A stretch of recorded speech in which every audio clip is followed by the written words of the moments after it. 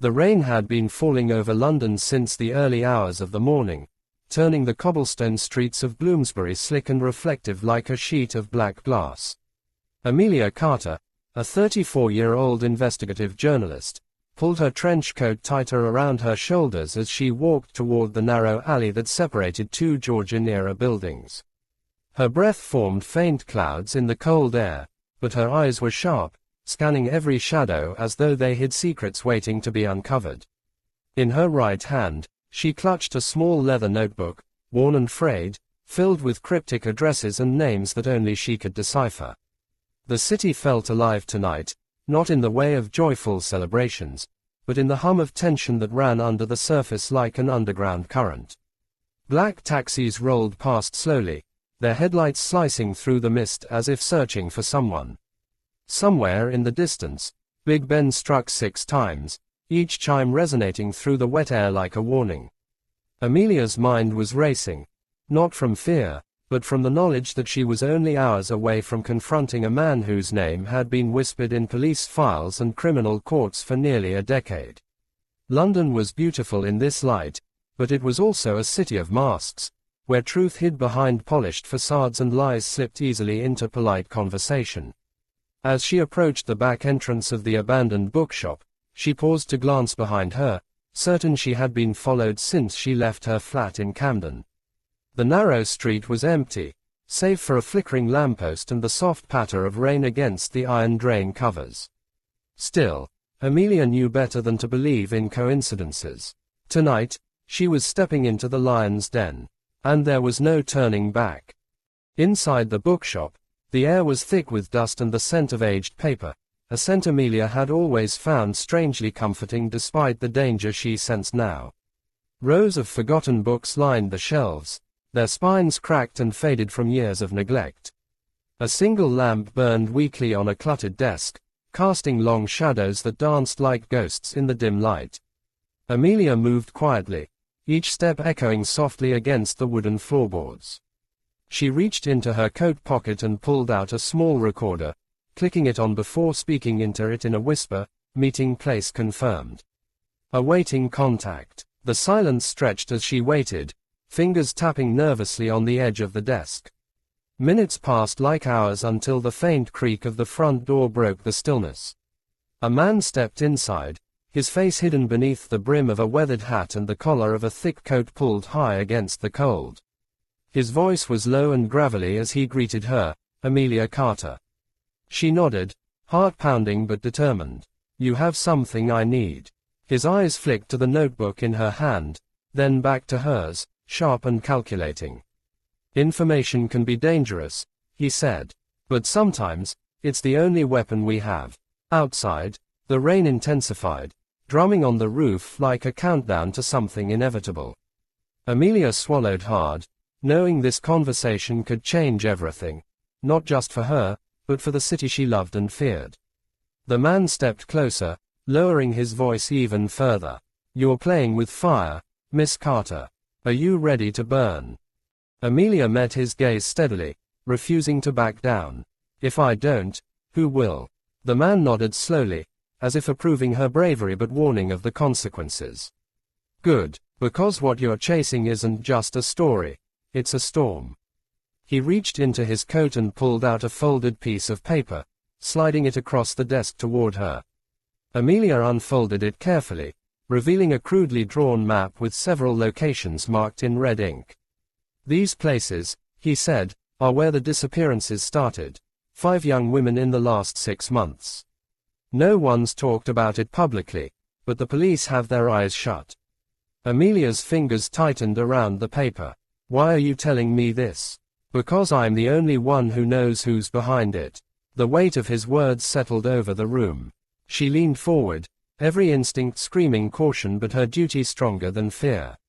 "Who?" she pressed. The man's eyes darkened. "A man with power, with influence. Someone who wears a mask in daylight but hides a monster beneath."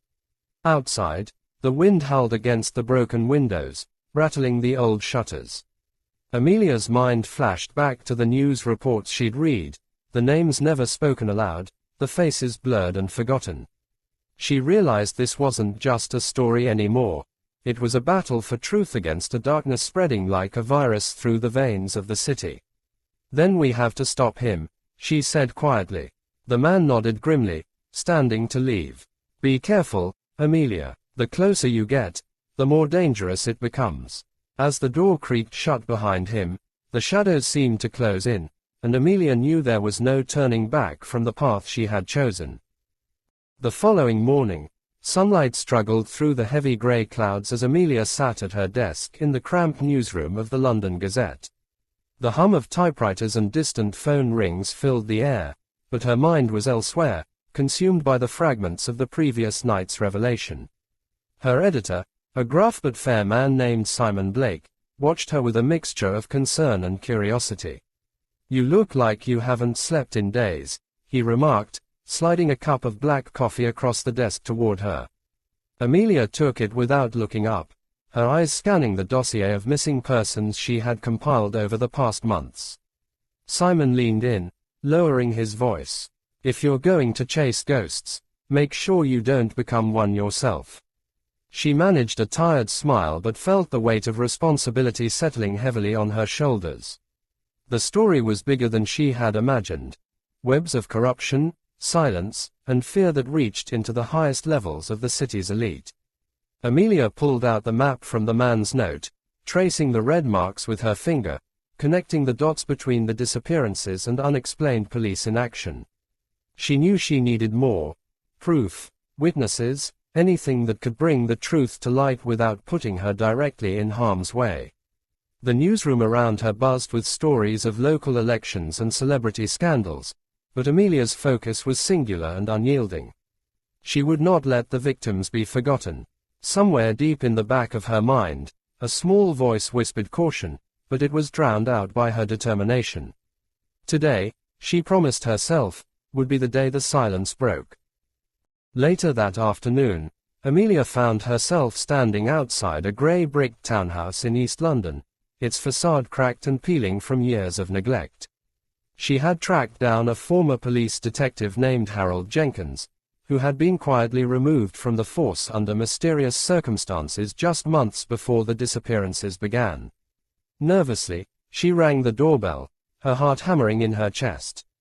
After a moment, the door creaked open, revealing a man in his late 50s with tired eyes and a face lined with regret. Ms. Carter, he greeted, stepping aside to let her in. The interior was dimly lit, cluttered with stacks of newspapers and half-empty whiskey bottles. Over cups of bitter tea, Jenkins recounted his story, how he had stumbled onto evidence pointing to a powerful suspect but was silenced before he could act. His voice wavered as he described the fear that had driven him away, but also the guilt that had never left him. Amelia listened intently, recording every word, knowing this testimony could shatter the wall of silence. She pressed him for names, details, anything concrete, but Jenkins shook his head, his hands trembling. They're watching, Amelia. You have to be careful. Outside, the sun dipped low, casting long shadows through the window. Amelia left with a renewed sense of urgency, the pieces starting to fit together like a puzzle with missing edges. The city's secrets were darker than she had feared, and the stakes had never been higher. Back at her flat, Amelia spread her notes across the small kitchen table, her eyes flicking between photographs, maps, and witness statements. Each piece told a story of lives interrupted, families shattered, and a justice system unwilling or unable to act.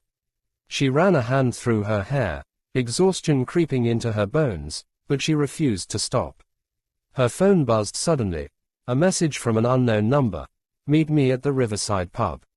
Midnight. Come alone. The chilling simplicity of the text sent a shiver down her spine. Was it a threat, a lead, or a trap? Amelia debated for long moments, weighing the risks. The journalist in her knew the importance of following every thread, but the woman in her feared what might lurk in the shadows. Determined, she grabbed her coat and tucked the notebook into her bag, locking the door behind her. The streets were quieter now, the early evening fog rolling in thick and suffocating. As she walked toward the Thames, the city lights shimmered on the water's surface, reflecting a fractured world. When she reached the pub, its worn sign creaked in the wind. Inside, the air was thick with smoke and whispered conversations. Amelia's eyes scanned the room, settling on a figure seated alone in the corner, face obscured by a hat. She took a deep breath and approached, ready to face whatever truth awaited. The figure looked up as Amelia drew near, revealing sharp features and eyes that held stories untold. "You're brave to come," the man said quietly, his voice barely audible over the murmurs and clinking glasses. He introduced himself as Marcus, a former insider connected to the city's underworld. His words were cautious but laced with urgency. "There are forces at play here that don't want the truth exposed. Powerful people with fingers in every pie." Amelia listened carefully as Marcus detailed clandestine meetings, bribes, and threats that had kept the disappearances under wraps. He handed her a flash drive, its contents a trove of incriminating documents and recordings. "This is just the tip of the iceberg," he warned. "But if this gets out, it'll shake London to its core." Amelia's fingers tightened around the drive. She felt the weight of responsibility settle over her like a shroud. As Marcus slipped out into the night, she was left alone with her thoughts and a resolve that burned brighter than any fear. The story was no longer just headlines. It was a fight for justice against a darkness that thrived on silence and complacency. The following days were a blur of research, interviews, and late-night strategy sessions. Amelia worked tirelessly, connecting with lawyers, activists, and survivors who had long been ignored by the mainstream media. Each conversation peeled back layers of corruption and complicity, revealing a web that tangled the police, politicians, and wealthy elites in a dangerous dance. She knew that publishing this story would put her squarely in the crosshairs of those who wanted the truth buried, but the thought of turning away was unthinkable. Late one evening, as she prepared her notes for the final draft, her phone rang abruptly. The voice on the other end was distorted, threatening in its anonymity. "Stop digging, or you'll disappear like the rest." Amelia's hands trembled, but she answered firmly, "I'm not afraid. The truth will come out." The line went dead. She stared at the silence on the screen, a mix of fear and determination battling inside her. London was a city of shadows, but she refused to be swallowed by them. On the morning the story was set to break, Amelia arrived early at the Gazette, the weight of the moment pressing heavily on her. The newsroom buzzed with activity, editors finalizing layouts and printers ready to roll. Simon approached, offering a rare smile. "Ready to shake things up?" he asked. Amelia nodded, though her heart raced with anticipation and dread. The front page headline screamed, "Uncovering the Vanished, Inside London's Darkest Secrets." The article laid bare the network of abuse, silence, and power that had allowed the disappearances to continue unchecked. As copies rolled off the press, social media exploded with reactions, shock, disbelief, and calls for justice. But not everyone was pleased. Within hours, Amelia began receiving veiled threats, her home was surveyed, and trusted contacts suddenly went silent. Yet, amid the chaos, support poured in from activists, victims' families, and honest officers within the force. The city was waking up, its eyes opening to a truth long ignored. Days turned into weeks as investigations ignited across the city, police reopening cold cases and politicians scrambling to respond. Amelia was both at the center and the eye of the storm, balancing interviews with security briefings and media appearances with moments of quiet reflection.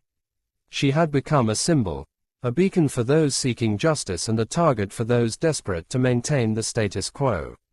One evening, as she reviewed new evidence, a knock sounded at her door. Standing there was Detective Inspector Samuel Hayes, a man known for his integrity and relentless pursuit of truth. "I want to help," he said simply. Together, they formed an unlikely alliance, pooling resources and knowledge to expose the full extent of the conspiracy.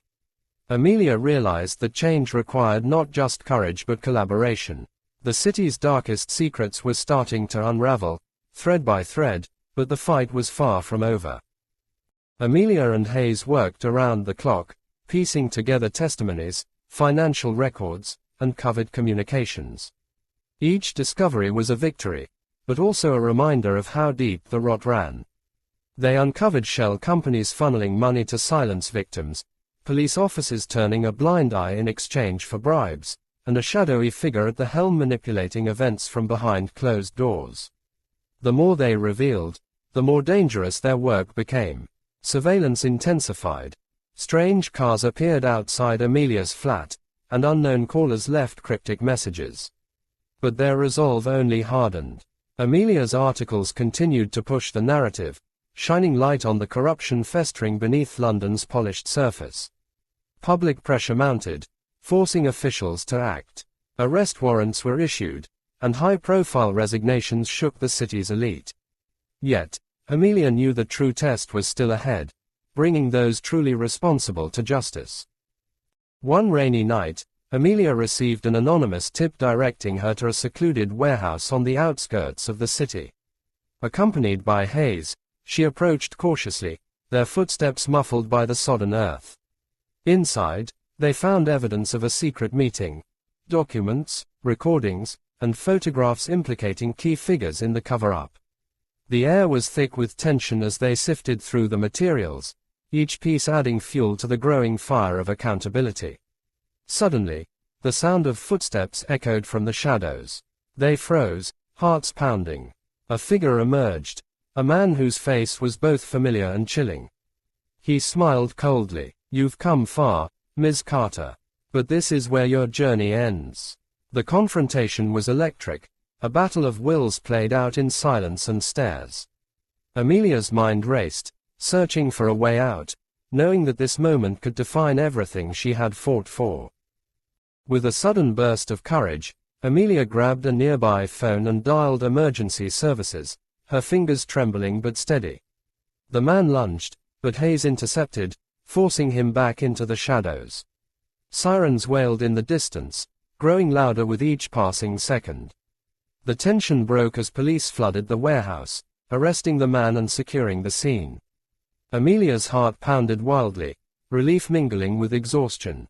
The man was identified as one of London's most influential businessmen, long suspected but never charged.